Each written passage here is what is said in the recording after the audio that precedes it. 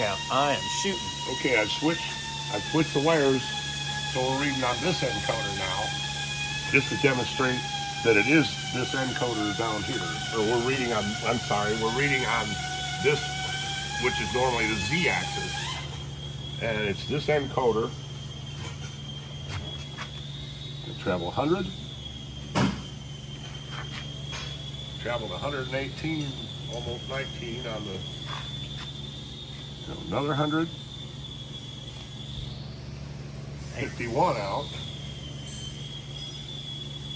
Another 100. 74 out. Here's 400 on my dial. That time it's, well, it's 109, it's 110 thousandths out. It's absolutely this encoder. So this is what we need to change. Yes.